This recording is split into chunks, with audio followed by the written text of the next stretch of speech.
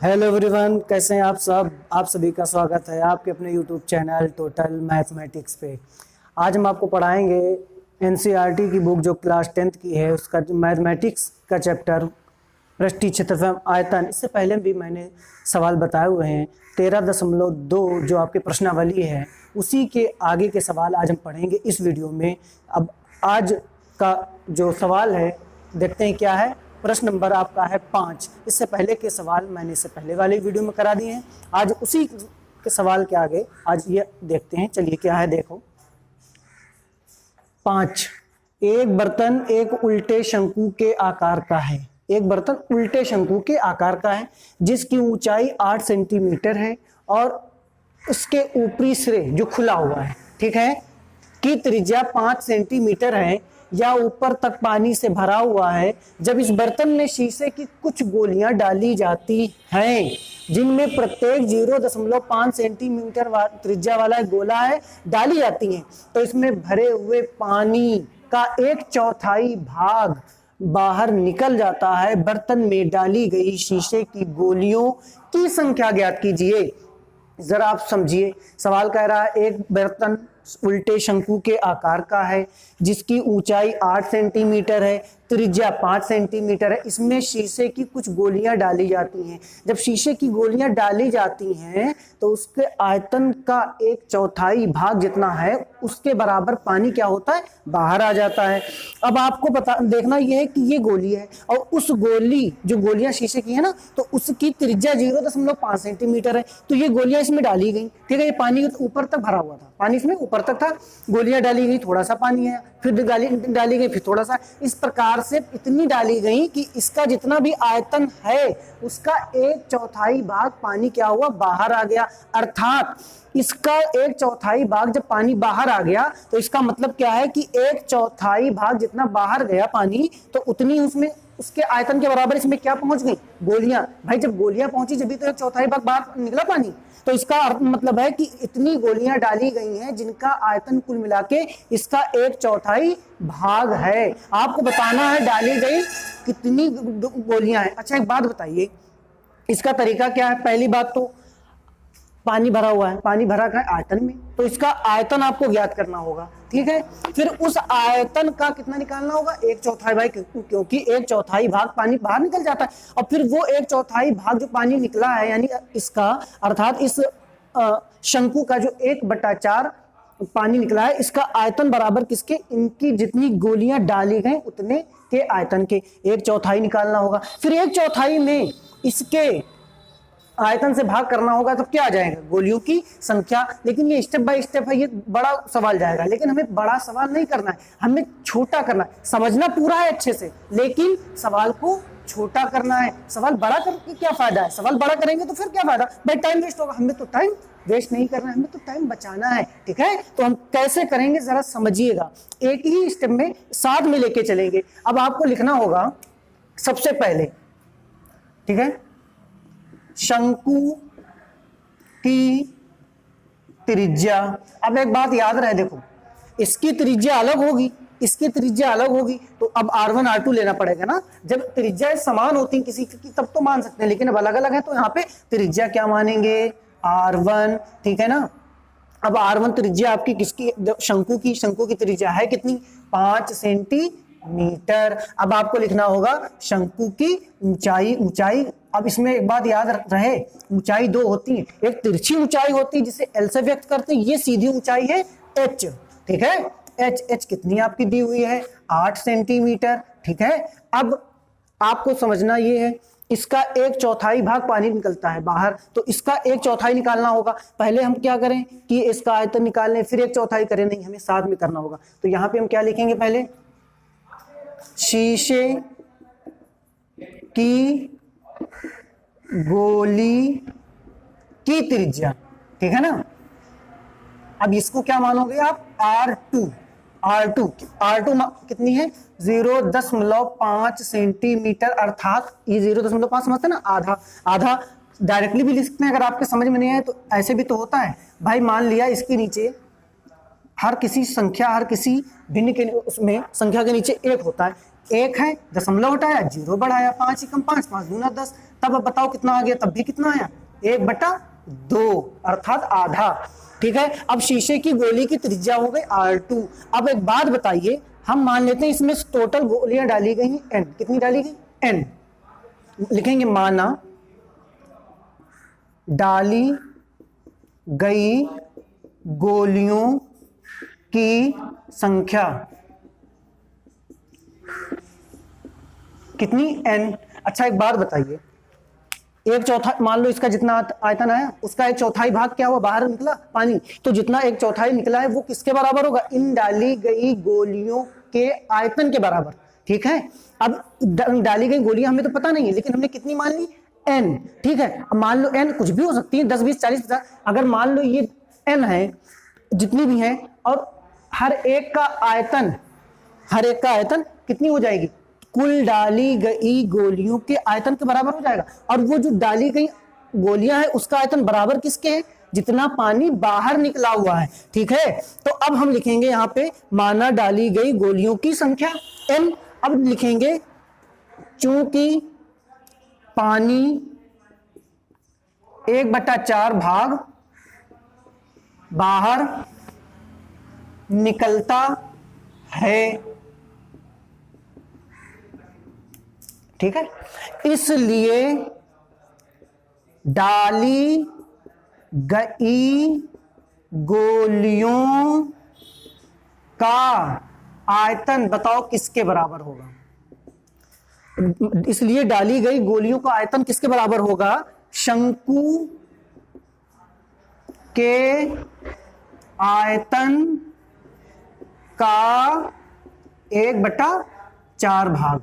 बात समझ में आ रही है भाई, माना डाली गई गोलियां n है, टोटल ये n है, और एक का आयतन निकाल लेंगे जितना भी, तो डाली गई गोलियों का आयतन बराबर होगा किसके, शंकु के आयतन के 1/4 भाग के बराबर। तो अब समझिए, अब सवाल लगेगा कैसे, सीधे सीधे यहां पे। ठीक है, तो अब समझ लीजिए, डाली गई गोलियां कितनी n, और हर एक का आयतन क्या होगा, भाई ये गोली है तो गोली मतलब गोला का आयतन क्या होता है, 4/3 पाई r क्यूब। तो एक का आयतन कितना, 4/3 पाई r क्यूब, और कुल कितनी n, तो n गुणा 4/3 पाई r क्यूब, n टोटल, और हर एक का आयतन कितना, 4/3 पाई r क्यूब, ये टोटल गोलियों का आयतन, और गोलियों का आयतन है कितना, 1/4 भाग किसके बराबर, शंकु के आयतन के। ठीक है, अब यहां पे हम लिखेंगे, देखो क्या, 1/4 गुणा किसका 1/4, शंकु का आयतन, शंकु का आयतन। अब शंकु का आयतन कितना होता है, 1/3 पाई r स्क्वायर h। ठीक है, अब 1/3 पाई, और टोटल गोलियां कितनी n गुणा, अब हर एक का आयतन कितना, हर गोली का आयतन 4/3 पाई r क्यूब।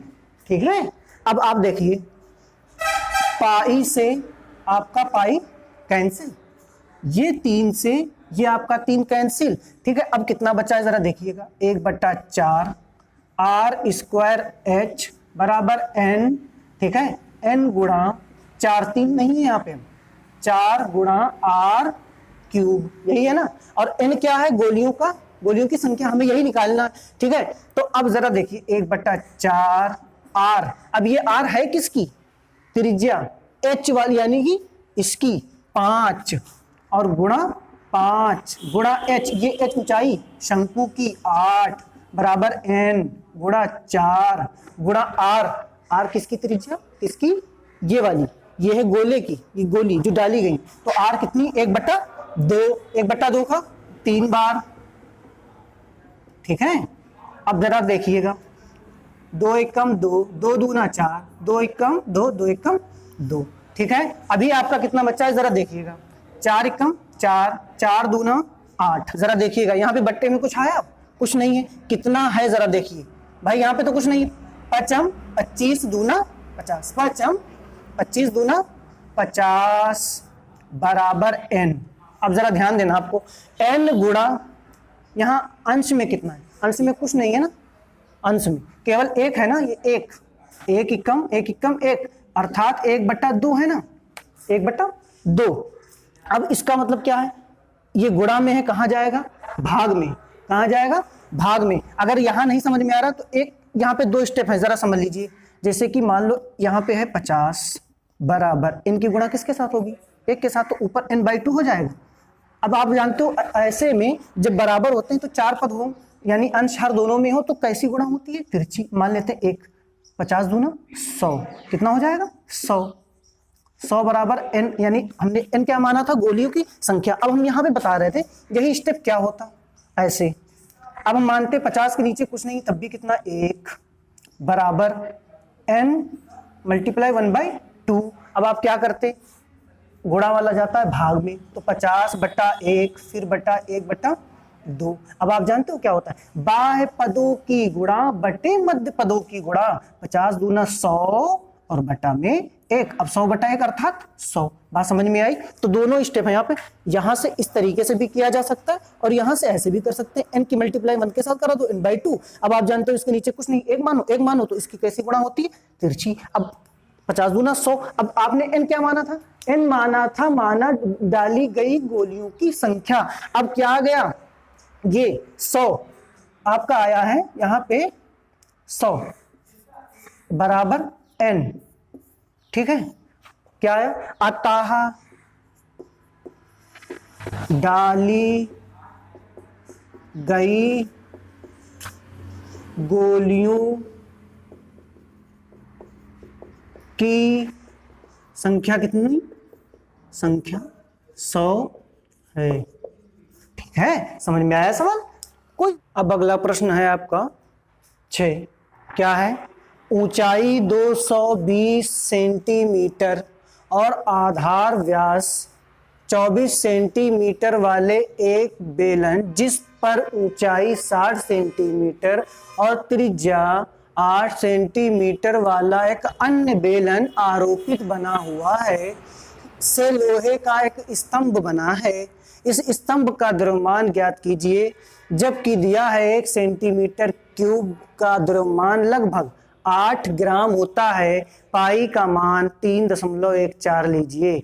ठीक है, बात समझ में आई? एक बेलन 220 सेंटीमीटर ऊंचाई 24 सेंटीमीटर व्यास वाला है, जिसके ऊपर एक अन्य बेलन जिसकी ऊंचाई 60 सेंटीमीटर और त्रिज्या 8 सेंटीमीटर है, उसके ऊपर बेलन बना है। इससे एक स्तंभ बना है। दोनों को मिलाकर इन दोनों का द्रव्यमान क्या होगा? पूरा मतलब जब ये स्तंभ बना है दोनों को मिलाकर, तो इसका द्रव्यमान क्या होगा? और जबकि एक द्रव्यमान 1 सेंटीमीटर क्यूब का द्रव्यमान लगभग 8 ग्राम होता है। तो आपको बताना यह है कि पहली बात तो इसका आयतन कितना है। ठीक है, जब आयतन पता चले, जब ही तो दिया है ना। देखो 1 सेंटीमीटर क्यूब क्यों दिया है? 1 सेंटीमीटर क्यूब ये आयतन है ना, तो 1 सेंटीमीटर क्यूब बराबर 8 ग्राम। तो पहले हमें पता करना होगा इसका पूरा जो स्तंभ बना है कितना आयतन है। तो क्या लिखेंगे? बड़े बेलन, क्योंकि अब 2 बेलन है ना, या प्रथम द्वितीय, लेकिन बड़ा बेलन ज्यादा सही है। बड़े बेलन की त्रिज्या, अब देखो यहाँ पे 2 बेलन हैं, हम कह रहे एक बेलन होता है, एक शंकु होता है, एक बेलन होता है, एक अर्धगोला होता है, एक शंकु होता है, एक अर्धगोला होता। अर्थात जब 2 अलग अलग हो, दोनों की त्रिज्या अलग अलग हो, तो क्या मानना चाहिए? R1 R2। तो यहाँ पे व्यास है अगर 24 सेंटीमीटर, तो त्रिज्या कितनी हो जाएगी? इसकी आधी अर्थात 12 सेंटीमीटर। तो बड़े बेलन की त्रिज्या अर्थात R1 कितनी? 12 सेंटीमीटर। बड़े बेलन की ऊंचाई, अब क्या ऊंचाई भी H1 H2 मानी जाएगी कि नहीं मानी जाएगी? बिल्कुल मानी जाएगी, क्योंकि दोनों बेलन है, दोनों की बेलन की ऊंचाई अलग अलग है। तो सीधी सी बात है, इसको क्या मानो? H1 कितनी? 220 सेंटीमीटर। ठीक है, अब क्या आप लिखोगे? छोटे बेलन की त्रिज्या, अब इसको क्या मानोगे? R2 कितनी? 8 सेंटीमीटर। छोटे बेलन की ऊंचाई H2 कितनी? 60 सेंटीमीटर। अब हमें क्या निकालना होगा? पहले क्या? जो स्तंभ बना किससे है? बेलन से। और बेलन कितने? 2 बेलन। तो यहां पे लिखेंगे स्तंभ का आयतन, और कैसे? बड़े बेलन का आयतन और प्लस छोटे बेलन का आयतन। अब बड़े बेलन का आयतन का सूत्र तो बेलन का होता है पाई आर स्क्वायर एच, लेकिन यहां पे लिया जाएगा बड़े बेलन तो पाई आर के नहीं, केवल R one square H one. Pi R square H होता है तो pi R one square H one, और प्लस छोटे बेलन कब आयतन तो पाई। अब इसकी त्रिज्या कितनी R2, और वैसे क्या होता है पाई R1 पाई आर स्क्वायर, तो इसका क्या होगा स्क्वायर, फिर h होता है लेकिन इसकी ऊंचाई h। अब आप क्या देख रहे हैं, R1 अलग R अलग ऊंचाई अलग, तो कॉमन नहीं होगा, केवल क्या कॉमन होगा पाई। अब पाई का मान हम जानते हैं कितना होता है, पहले पाई कॉमन करिए आप, पाई R1 square H1 plus R2 square H2। चलिए इसकी वैल्यू रखिए 3.14 R1 अर्थात बड़े बेलन की त्रिज्या कितनी 12, और 12 का क्या होगा स्क्वायर अर्थात 12 गुणा 12, और H1 बड़े बेलन की ऊंचाई 220, और प्लस इसके आगे क्या R2 कितनी है आपकी 8, और R2 का क्या स्क्वायर तो अर्थात 2 बार, और गुणा में H2 यानी कि दूसरे बेलन की ऊंचाई 60। ठीक है, और इसका मात्रक क्या आएगा आगे सेंटीमीटर क्यूब, क्योंकि आयतन है तो क्या आएगा सेंटीमीटर क्यूब। ठीक है, 3.14 12 का वर्ग 144 गुणा 220 प्लस 8 × 64 गुणा 6 और 0 अर्थात 60, और आगे क्या सेंटीमीटर क्यूब। 3.14 22 चौके 88, 88 का 8 हासिल 8, 22 चौक फिर 88, 88 8 96, 96 का 6 हासिल 9, 22 एकम 22, 22 और 9 31 31। ठीक है, आगे हमने क्या छोड़ा था 0, प्लस 6 चौक 24 का 4 हासिल 2, 6 36 36 और 2 38, 38 के आगे एक 38 और इसके आगे एक और 0। ठीक है, और आगे क्या सेंटीमीटर क्यूब। ठीक है, अब यहाँ पे हम लगाएंगे आगे सवाल यहाँ पे। ठीक है, इसी के आगे यहाँ पे क्या हो जाएगा बताइए 3.14। अब भाई जोड़ोगे तो 0 और 0 0, 4 8 12 का 2 हासिल 1 1 1 और 8 9 9 6 15 15 का 5 हासिल 1 1 1 2 2 3 5, और आगे क्या है यहाँ पे 3। ठीक है, इतना है आपका, आगे क्या सेंटीमीटर क्यूब। अब इसकी गुणा करा दीजिए 3.14 गुणा कितना है 35,520। ठीक है, इसके आगे सेंटीमीटर क्यूब। अब यहाँ पे क्या हो जाएगा जब इसकी हम गुणा कराएंगे 3.14 का, तो सीधे सीधे हम बता रहे हैं यहाँ पे गुणा करके आप देख लीजिएगा, लेकिन आएगा कितना 1 1 1 5 3 2 और यहाँ पे 0.8 ही आएगा। ठीक है, इतना आएगा, गुणा करने में टाइम लगेगा तो आप करके देख लीजिए, इतना आएगा 111 अर्थात 1,11,532.8। आगे क्या सेंटीमीटर क्यूब। अच्छा एक बात बताइए, तो आपका आयतन आया, सवाल ने कहा क्या है हर 1 सेंटीमीटर लोहे का द्रव्यमान लगभग 8 ग्राम होता है, तो आपके कितने सेंटीमीटर क्यूब है 1,11,532.8 है, तो यहाँ पे लिखेंगे चूंकि 1 सेंटीमीटर क्यूब का द्रव्यमान कितना 8 ग्राम, आपके कितने हैं बताइए कितना है यहाँ पे। ठीक, आपका कितना है एक, इसलिए 1,11,532.8 सेंटीमीटर क्यूब का द्रव्यमान बराबर कितना हो जाएगा। अब 8 से आपको क्या करना होगी गुणा, तो 111,532.8 और गुणा 8। चलिए गुणा करा दीजिए। ठीक है, 8 × 64 का 4 हासिल कितना आएगा 6, 8 दूना 16, 16 6 22, 22 का 2 हासिल 2, 8 दिया 24, 24 2 26 का 6 हासिल 2, 8 पंजे 40, 40 2 42 का 2 हासिल 4, 8 एकम 8, 4 12 का 2 हासिल 1, 8 एकम 8 और 1 9, 8 एकम 8 कितना आएगा। ठीक है, तो ये आ गया आपका इतना। अब एक कितने अंक से पहले दशमलव, ठीक, ये गुणा कराई। अब ये आया क्या है अभी ग्राम, और ये क्या है ग्राम, तो आपका ग्राम आया है कितना बताइए 8,92,262.4 ग्राम। अब अगर इसको किलोग्राम में बदलोगे, बताओ किलोग्राम, किलोग्राम को बदलने के लिए क्या करना होगा, 1000 से भाग, अर्थात 3 जीरो से पहले यहाँ पे लग जाएगा दशमलव, तो कितना आ जाएगा 892.262 किलोग्राम।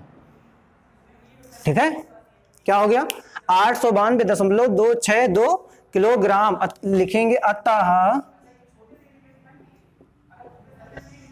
स्तंभ का द्रव्यमान कितना 892.262 किलोग्राम। ठीक है, तो सवाल समझ में आया। सवाल नंबर 6 का आपका उत्तर क्या है 892.262 किलोग्राम। ठीक है, तो आज इस वीडियो में इतने ही सवाल। और कैसा लगा वीडियो, अगर अच्छा लगा हो तो लाइक और शेयर करना ना भूलें और हमारे चैनल को सब्सक्राइब जरूर कर दें। और मिलते हैं इसके आगे के सवाल अगले वीडियो में। जब तक के लिए बाय, टेक केयर।